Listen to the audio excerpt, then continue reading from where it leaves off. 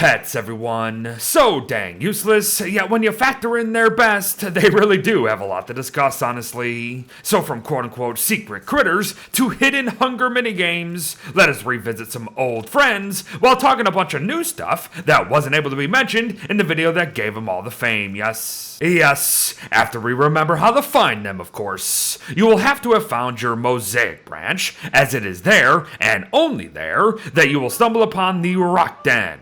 Once nearby the thing, an exclusive Critters tab will become available, offering 8 unique adoptions, 2 more than we had back in the day, mind. And while there's plenty new to say there, a lot of other stuff still hasn't changed, like how we can only have a single pet at a time, and we'll have to abandon one nearby the den in order to get another. But here's something that we couldn't showcase along these lines all them years ago: Walter's inability to adopt anything. He does already have Wobbly after all, so make notes. And be ready for more, as we'll be expanding on pet/critter mechanics way better than Pastbeard did from here on out. Obviously, any adopted pet you bring out of the den will stick to you like glue. And while they are permanent and cannot die, they still do have some hunger mechanics to manage. If you choose to, that is. Not all pets make a loud fuss when hungry, so sometimes not feeding them is okay, and you might just forget about it,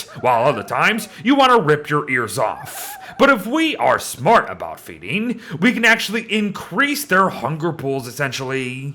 If given food, when their total hunger is below 50 but above 20% of their maximum, we can raise their hunger timers to 4.5 days over their default 2. Yes, this is indeed a thing, everyone. And yes, we didn't talk about it in the first video either, so that's why you probably don't know about it. But what can pets eat, you ask? Well, anything edible, really. Even stuff that we ourselves cannot eat, like eternal fruitcakes. Good luck, and keep them fed. Most of the time, that is, as doing so too well might not always be in your best interests at the end of the day. But hold up, Beard. The heck does that even mean? Ah, yes. Let us talk traits, folks. 10 days after the initial adoption, your pet will pick a trait based on point systems related to combat, crafting, playfulness, and even feedings. They will gain a label on their name that corresponds to this dominant trait as seen here, but will also start to act differently in various yet proper scenarios, like combat, of course.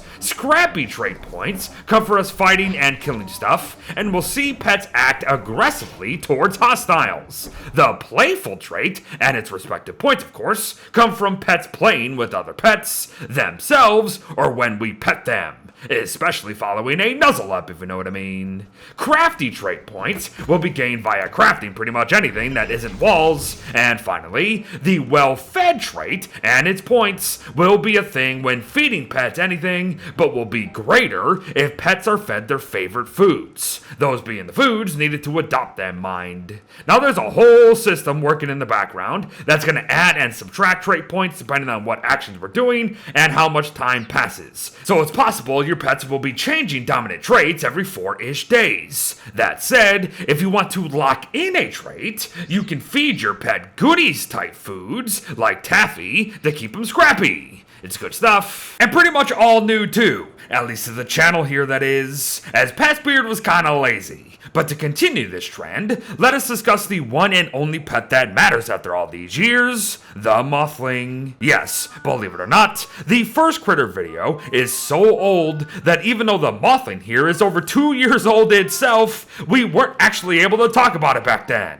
It's a shame too, as they truly are very special, as they actually impact day-to-day gameplay, very much unlike all the rest. No surprises here, the little guys throw off light if they're well fed, so keep them well fed. And while one would assume that now would be a great time to fire through all the other pets and their crafts, I'm actually going to take a detour to talk about literal living fire and the one other useful critter in this game, the extra adorable larvae. Get an egg from Dragonfly 33% of the time, time, or get very lucky on Christmas morning with a Claus's loot stash and get to hatching a thing.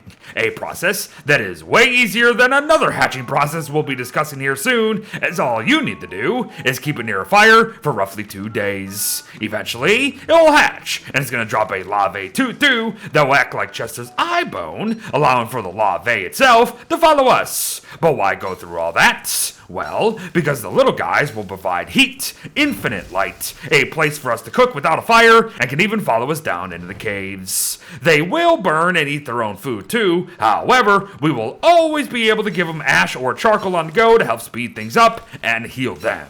They can and will die though, be it through starvation or combat, so be aware of that. They can also quote-unquote die by our own hands through the use of an ice staff in order to chill them, which just so happens to lead to our second pet adoption craft of the day, the broodling. Toss some meat and veggies together for some spicy chili, and you'll be good to go. But before we end the day with the rest of the pets, let us not forget one last quote-unquote hidden critter, small birds. Requiring the hatching of a tall bird egg or two, a process that is much more involved and needs the eggs to be balanced between hot and cold. I recommend doing your hatching come dusk, as picking up the eggs will not reset any timers, giving you full control over all this nonsense. But however it's done, the results will remain the same, and eventually, a small bird will be yours. For 10 days, you will have to manage its low hunger with seeds and its 50 health. As yes, the things can and will fight what you fight, and that's probably gonna get them killed. And that goes for every egg you hatch, as there actually is no limit on how many birds you can have at one time. But manage those 10 days, and your small birds are gonna become teen birds for 18 days, and now boast 600 health, 37.5 damage a hit, and the ability to eat meat, vegetables, and more. It's good stuff, up until those 18 days are done, and then they turn into actual tall birds and attempt to kill you. You know, like most kids do when they grow up. But yes, to end the day, let us remind ourselves what we will need to adopt these admittedly little cuties. Kitty Kit needs cattails from catcoons and fish sticks from a very simple fish dish within a crock pot. The Vargling can be attained via killing and cooking a hound or two for their teeth and meat needed for the monster lasagna there. Eulit won't be coming as easy, as you will have to have hunted and killed an Eucus while also cooking up a mole worm with uncooked cactus or stone fruit specifically. Giblet is next, and is one of the simplest to adopt, as trail mix only requires birch nuts and berries, with the feather hat being a hat made from easy to obtain bird feathers. But lastly, the newest pet, the friendly peeper, rounds us out with an actual boss fight, as we need milky whites dropped via the Eye of Terror, alongside a nice meat and egg breakfast. Good luck, and enjoy it all. And there you have everyone, a much better put together and swifter pet and critter revisit for Don't Starve Together, filled with new and expanded upon information for your adoption needs. Build your odd hodge-podge family today. Thanks for watching, folks. Well wishes to all, and I'll see you in the next one. Bye-bye.